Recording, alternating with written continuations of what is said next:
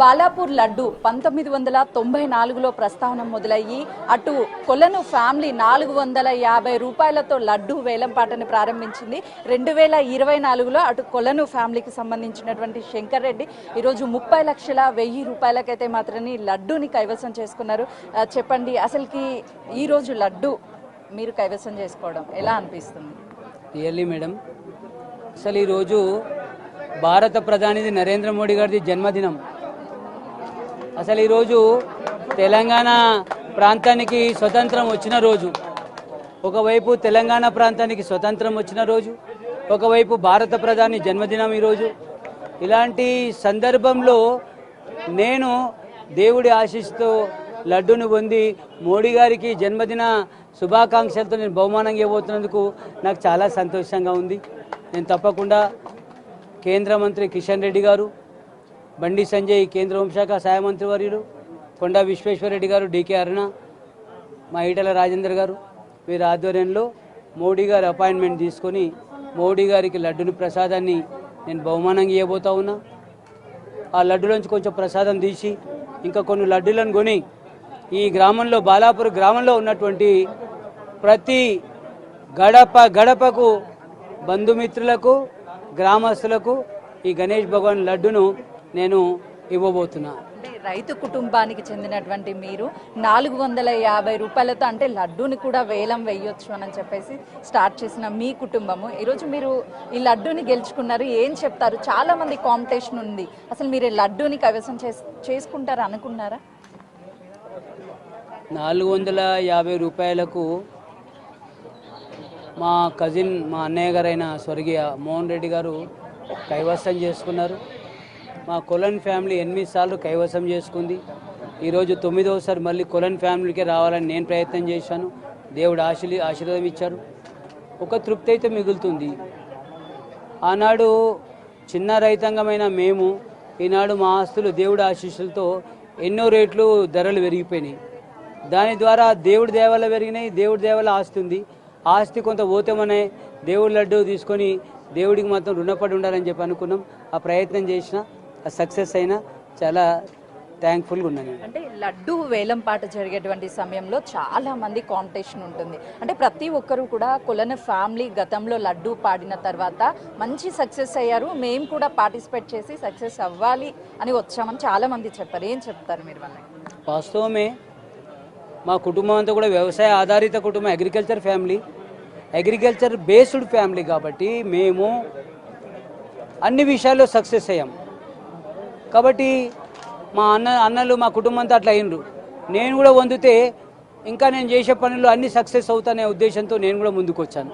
So పొందినందుకు ఆనందంగా ఉంది. అందులో మోడీ గారికి ఇవ్వబోతున్నందుకు ఇంకా సంతోషంగా ఉంది. ఎందుకు అంటే ఉదయం నుంచి మేము చూస్తున్నాము ప్రధానమంత్రి మోదీకి లడ్డుని ఇవ్వబోతున్నాం ప్రసాదంగా అని చెప్తున్నారు. చాలా మంది ఏంటంటే వాళ్ళ ఫ్యామిలీకి సంబంధించి, అదేవిధంగా ఫ్రెండ్స్కి సంబంధించి ప్రసాదాన్ని పంచుతారు, అలాగే వాళ్ళ పొలాలకు సంబంధించి ఇలా చల్లుతూ ఉంటారు. మీరు ఎందుకు ప్రధానమంత్రికి ఇవ్వాలి? ఎందుకు ఇవ్వాలనుకుంటున్నానంటే భారతదేశంలో 140 కోట్ల మంది ప్రజలు వాళ్ళ ప్రాణాలు పోతూ ఉంటే, కరోనా మహమ్మారి వల్ల కొట్టు మిట్టాడుతూ ఉంటే, ఈ కరోనా వల్ల 140 కోట్ల ప్రజలు భయభ్రాంతులకు గురవుతూ ఉంటే వారి కరోనా వ్యాక్సిన్ సైంటిస్టులు తయారు చేయించి దేశ ప్రజలకు ఉచితమైన వ్యాక్సిన్ ఇచ్చి ప్రాణాలు కాపాడాడు. రెండవది 500 సంవత్సరాల సమస్య ఉన్నటువంటి 500 సంవత్సరాలుగా అయోధ్య మందిరాన్ని నిశ్శబ్ద విప్లవంలా కట్టాడు. చంద్రమండలానికి సైంటిస్టుల రాకెట్ను పంపి చంద్రమండలంలో ఏమవుతుంది, ఏముంది అని ఆ యొక్క విషయాలు మనందరికీ తెలిపినందుకు ఆయన గొప్ప నేత, గొప్ప నాయకుడు, యుగ పురుషుడు నరేంద్ర మోడీ. అదే కాకుండా దేశంలో 370 ఆర్టికల్ తొలగించి తల వేరు మొండెం వేరుగా ఉన్నటువంటి దాన్ని తల వేరు కాదు, మొండెం వేరు కాదు, రెండు ఒకటే అని ఆయన 370 ఆర్టికల్ తీసిన మగాడు మోడీ గారు. అలాంటి మగాడికి నేను మద్దతు ఉండాల్సిన అవసరం ఉంది, ఆశీర్వాదం తీసుకోవాల్సిన అవసరం ఉంది. ఆయనకు ఆరోగ్యాన్ని, ఆయన యొక్క శక్తి, యుక్తి, బలాన్ని, ఆరోగ్యాన్ని దేవుడు మరింత బలంగా వారిని ఉంచాలని దేవుడిని కోరిన ఈ ప్రసాదం ఇస్తే మరింత బలం వస్తుంది. అందులో శక్తి ఉంది, అందులో మహిమ ఉంది.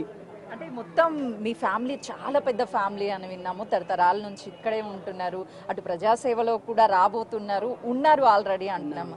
ఏం మొక్కారు దేవుడికి? నేను 39 సంవత్సరాలుగా భారతీయ జనతా పార్టీలో ఉన్నా. నేను 44 ఏళ్ళుగా ఆర్ఎస్ఎస్ కార్యకర్తగా ఉన్నా. నేను ఒకటే కోరుకుంటా, ఈ దేశభక్తి, దైవభక్తి, హిందుత్వ భావన సమాజంలో పెరగాల్సిన అవసరం ఉందని కోరే దాంట్లో మొదటి వ్యక్తిని. కాబట్టి ప్రజలు ఎక్కడ కూడా ఎలాంటి ఇబ్బందులు పడొద్దు.